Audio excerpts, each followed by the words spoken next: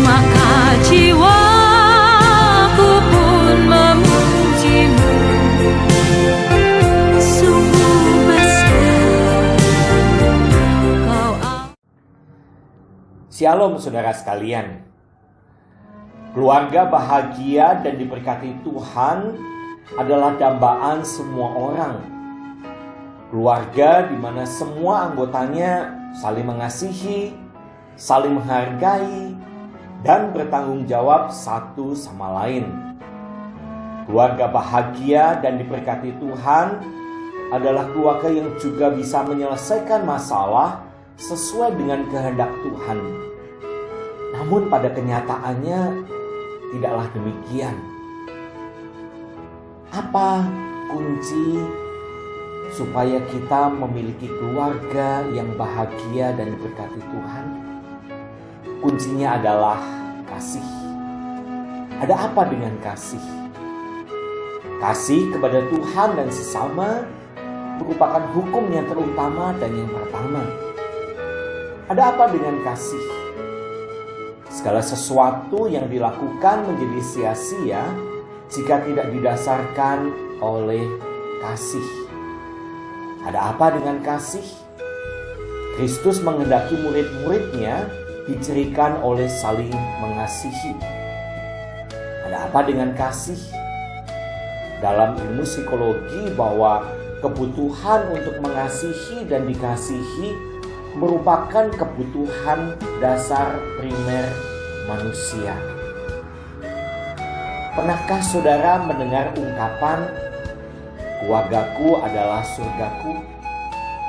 Ungkapan keluargaku adalah surgaku bukanlah isapan jempol semata. Hal ini bisa terwujud dimulai dari keluarga.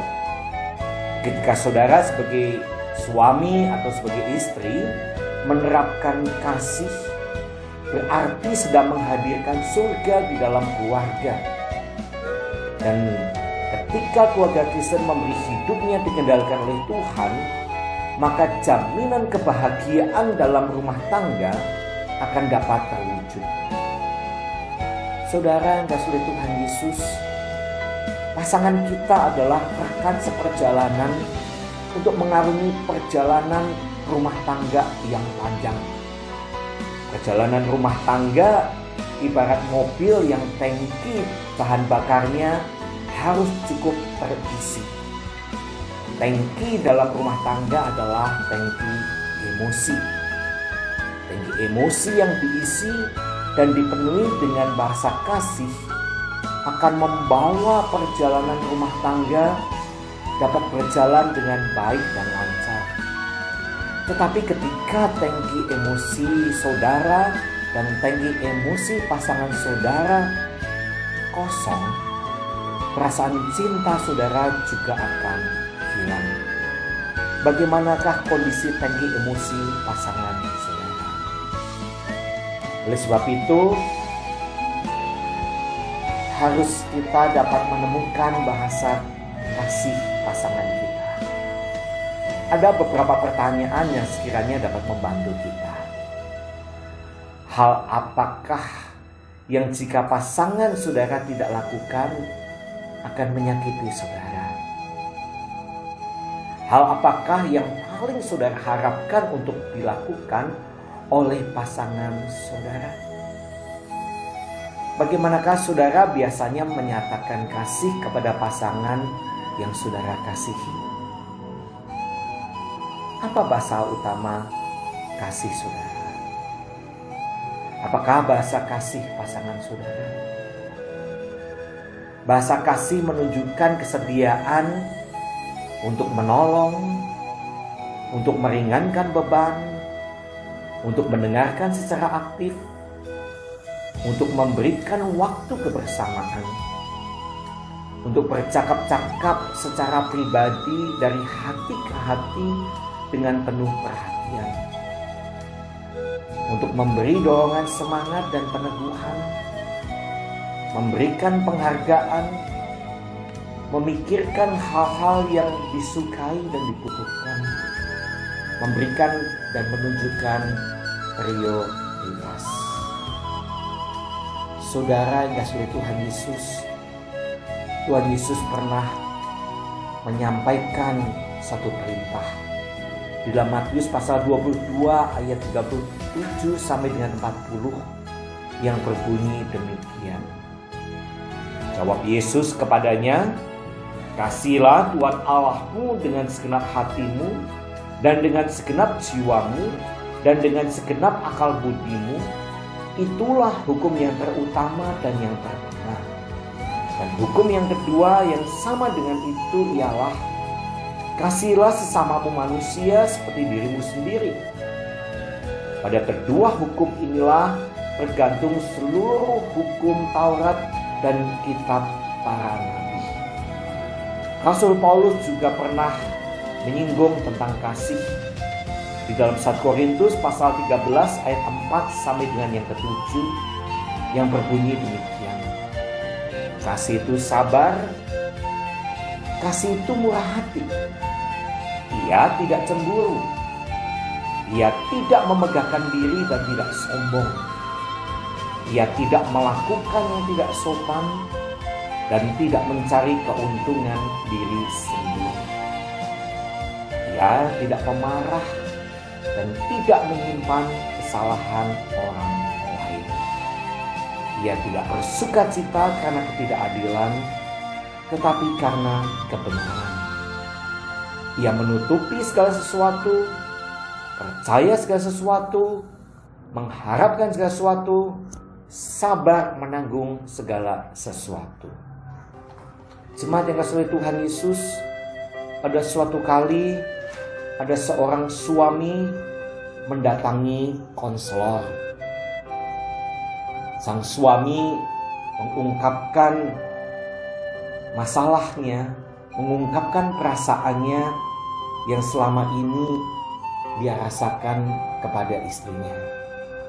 Dia berkata begini, "Saya dan istri saya tidak lagi mempunyai perasaan yang seperti dulunya kami pernah miliki.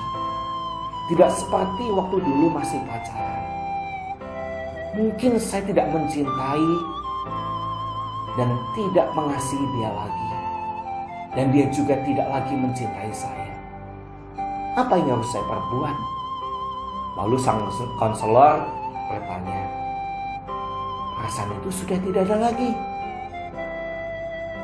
"Ya, benar. Lalu apa saran Anda?" Sang konselor menjawab dengan jawaban yang singkat, "Cintailah dia." Dengan penuh emosi, sang suami berkata, "Sudah saya katakan bahwa perasaan itu sudah tidak ada lagi." Jawaban kedua sama seperti jawaban pertama dari sang konselor yang berkata, "Cintailah dia." Sang suami semakin geram dengan berkata, "Anda tidak memahami saya. Rasa cinta itu sudah tidak ada lagi terhadap istri saya." Lalu jawab sang konselor dengan jawaban yang ketiga yang sama, "Cintailah dia." Jika perasaan itu sudah tidak ada lagi, itu alasan yang baik untuk mencintai dia. Saudara yang kasih oleh Tuhan Yesus, mencintai adalah kata kerja. Rasa cinta adalah buah dari tindakan mencintai. Jadi, cintailah pasangan saudara. Layanilah dia. Berkorbanlah untuknya. Dengarkanlah dia. Berempatilah kepadanya. Berilah dia penghargaan dan dorongan semangat. Karena kasih bukan sekedar perasaan, tetapi juga sebuah perintah. Kasih sejati meliputi sikap dan pilihan untuk mengisi tangki emosi orang yang kita kasihi, yang tidak lain dan tidak bukan adalah pasangan kita sendiri. Benar saudara, bahwa tindakan kita seringkali mengikuti perasaan kita. namun benar juga bahwa perasaan kita juga mengikuti tindakan kita. Quotes hari ini, ketika keluarga dibangun di atas dasar takut akan Tuhan, maka akan tercipta keluargaku adalah surgaku. Tuhan Yesus memberkati. Keluargaku